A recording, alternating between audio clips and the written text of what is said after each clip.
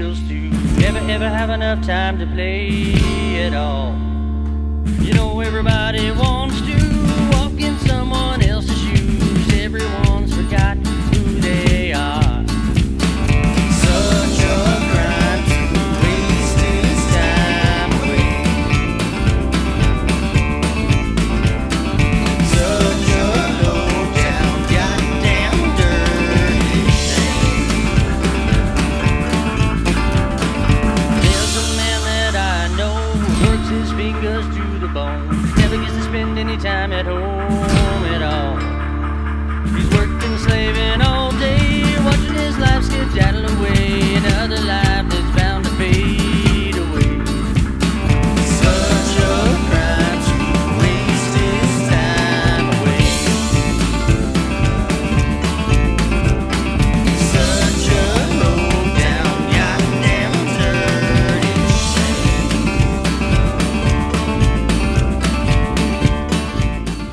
All right, modelers and rail fans, welcome back to Otter Creek and Rio Grande. As you can see, I took a picture from up above the layout, and I did this with the idea that I could very easily look at things from a perspective in the comfort of my lazy boy and kind of figure out how I wanted the wiring to work. I've got the various different components scratched in here and used some map pencils, some colored pencils, to kind of figure out which switches and which different devices were going to go to where.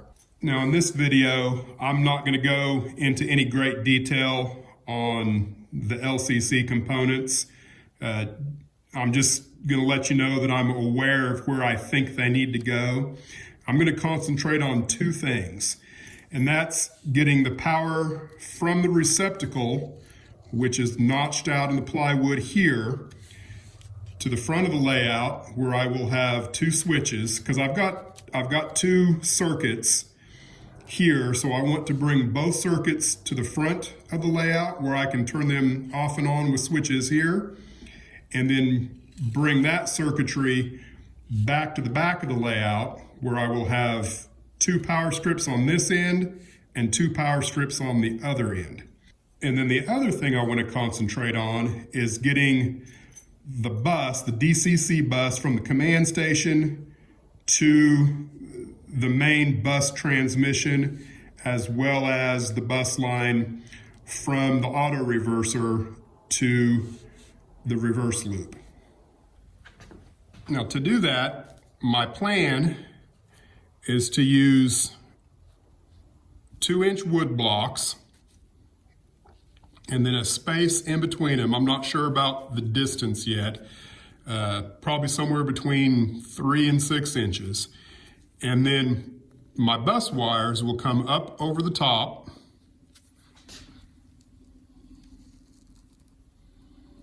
and down and continue on.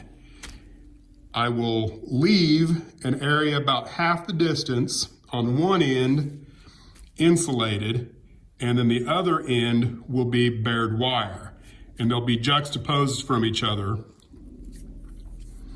so that insulation will be on this end, insulation on this end, on your blue wire, and what will be my white wire. Then I can bring my feeder drops in as needed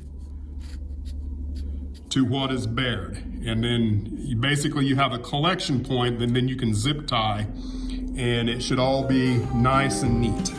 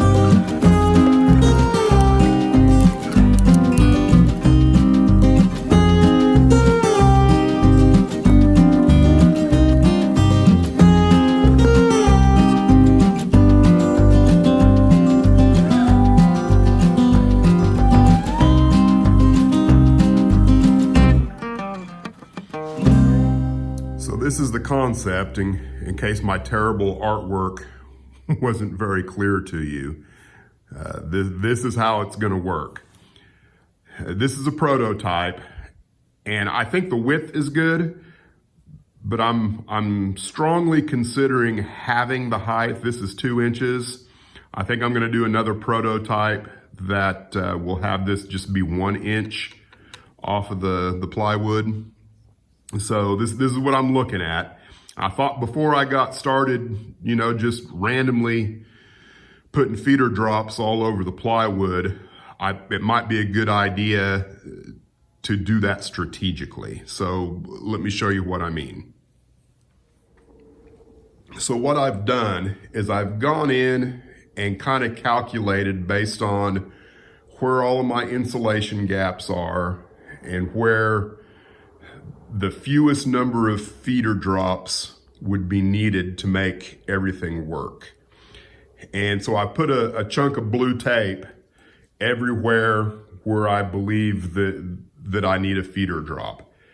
And then of course, based on where the blue tape ends up is where I'm putting my analog for where I want my telephone pole to be, my telephone wires.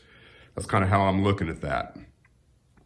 So here you can see these are my 4 engine tracks, and I want to be able to shut them off. So what I'm going to have to do is come from this highline wire to the front of the layout to where my panel is going to be, where I will have my off-on switches. And I'm going to run a bus. I think I'm going to go with I think I've got 14 gauge. I don't know if I've got 14 or 16. But it'll be a little thicker wire than what I'm using for my feeder drops. It will come to the panel, and then I'll have a bus for both the blue and the white, again with a thicker gauge wire, and come from that bus to my switches, and then from the switches to this terminal block. And then I can come from the terminal block to the engine tracks with the smaller gauge wires. So that's going to be my plan here. And it will also be my plan back down this way where all of the the staging yard tracks are. And that brings me to the next point of consideration, and that's the control panels. So here's what I'm thinking at the moment. I'm not 100% sure how many push buttons I'm going to need for the LCC to make all of the switches work, all the turnouts. So with that little bit of ambiguity there, I think I'm going to go ahead and create a temporary panel, if you will, that on the west side of staging will have the UP3 and the 4 on and off switches that will turn the engine tracks off and on. And then on the east end of the staging yard, I'll have this UP5 with the 6 on and off switches that will turn off the staging tracks. Also at the east end, I'm going to have this double pole, double throw switch for a program track that I'm going to put in. It's going to run along the bottom of the staging yard, and I plan on having another turnout a little further up from the throat switch at the far east end of staging, that I can come from the main line to the program track. That's the plan right now, which none of that is in consideration of anything going on with LCC. So just to be clear, some of that may change in the future depending on how many push buttons I end up actually needing, because I want as few as possible, and whether or not I can get all of the elements for each end of the staging yard in the same panel. So some of that's yet to be determined. but I think I've got enough now figured out that I can go ahead and start drilling some holes and putting in some feeder drops.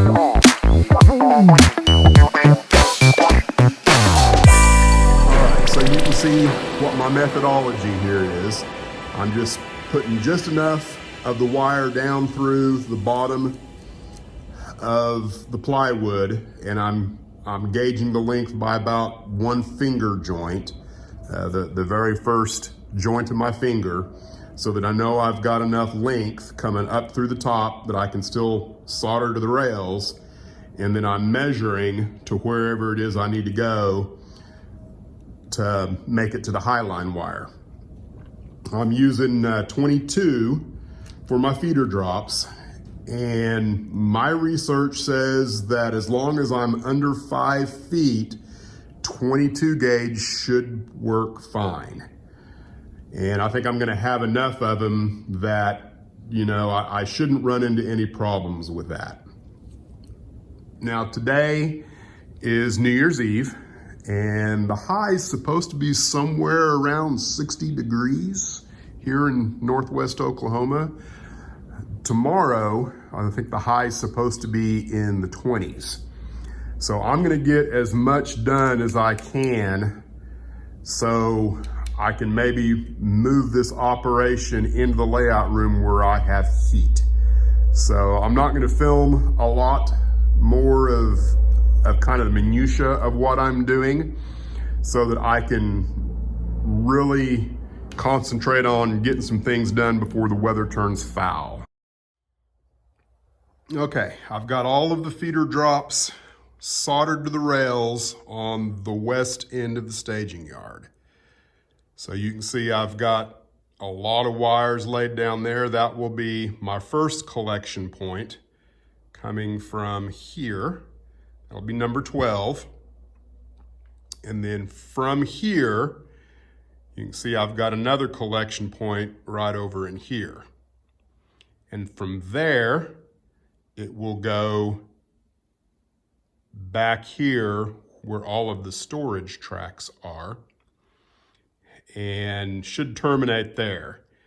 And then somewhere in here, I'm not entirely sure where yet, probably this terminal right here, I will come from this terminal out to the front of the layout, because right in here somewhere is where my panel's gonna be, and go to my on-off switches, and then they will go back down here where you can see those terminal blocks. That's gonna be where the engine yard is. Now over on this end, this is my bus line for the reversing loop, and it'll be number 12 from here to there. And I think I've decided from there, it will go around to this point, and I'll use number 14 on all of that place. So I'll have 3 drops there. Then back over here, just this side of the joint is where all of the feeder wires for the staging tracks will go. So I didn't get as much done today as I'd hoped, but I still got quite a bit finished. So it's gonna be cold tomorrow. I think I'm gonna work on the east end of the staging yard in the warm room where it'll be nice and toasty. Okay, I've moved my operation into the layout room. It's 12 degrees outside. With the wind chill, it's -8. So I'm enjoying still being able to work on my model railroad. So here's where I'm at. I've got my auto reverser and then my circuit protector, the PSX.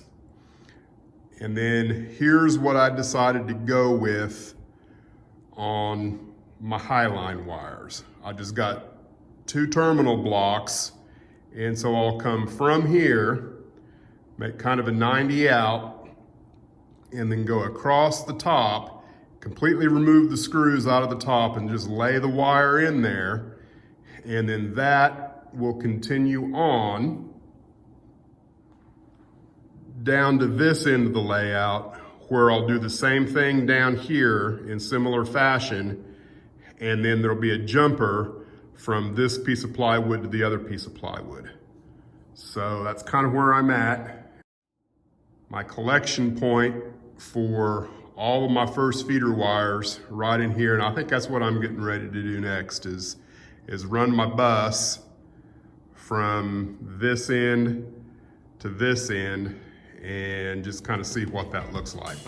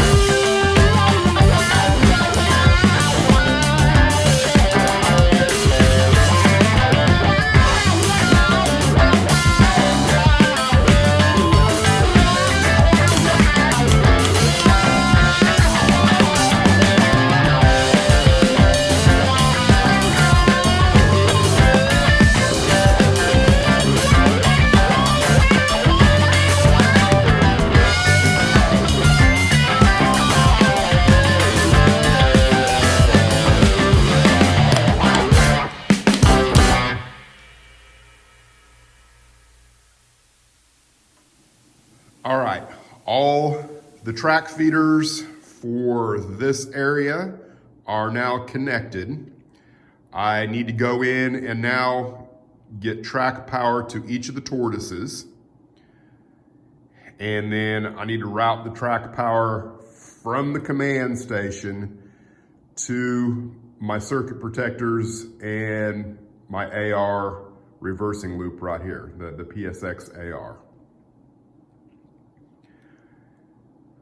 I'm considering what's going on here with where the panel's gonna be. And I've got, probably another week's worth of research and decisions to make on how all that's gonna work, because there's a lot to consider there. Probably anything I do today or even maybe over the next week or so will be temporary prototype stuff just to kind of see how it works. And I think down here on this end, I'm gonna go ahead and put a telephone pole down here for this tortoise and whatever track feeders go in there. And we'll see how it goes from there. If I'm lucky, I may actually, by the end of the day, get the DCC portion of this working and see a locomotive actually run on some of these switches.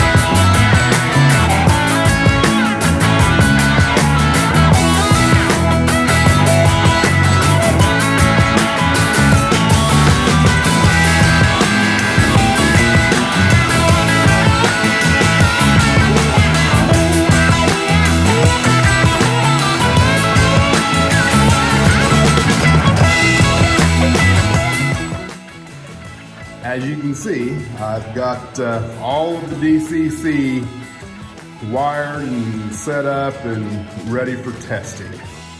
So I think the next step is to go ahead and flip over the plywood and give it some power and see if I've got any dead shorts.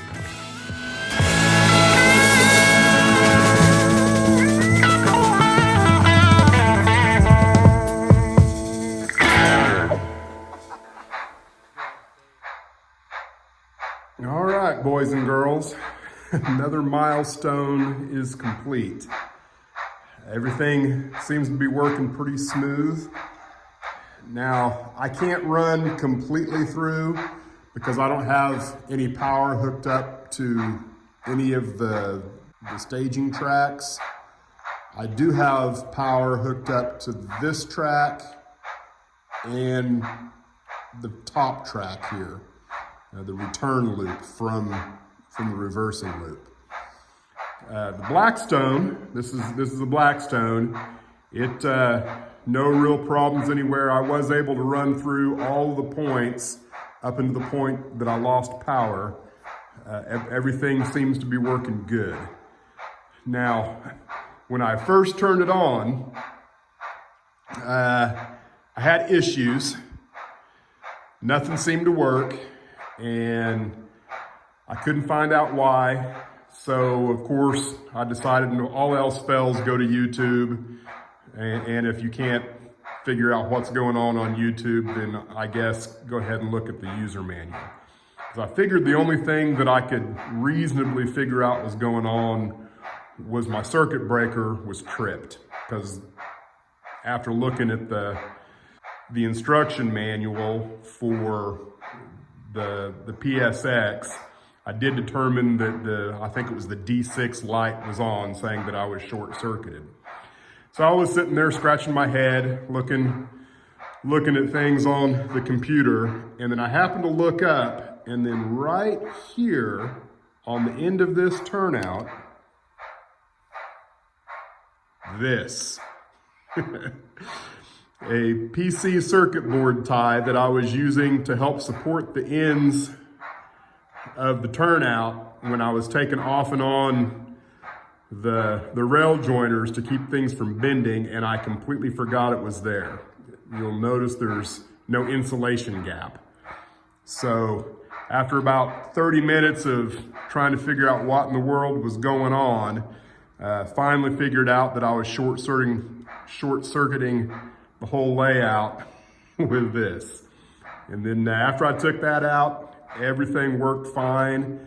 I was actually lucky enough that every one of my connections from the rails to the frogs was aligned correctly, and I didn't have to swap anything. So I was really expecting to have problems there. And I actually thought that was the problem originally whenever I didn't know about this. So I guess now I need to go back and do the same things on the west end of the staging yard and see what goes on there.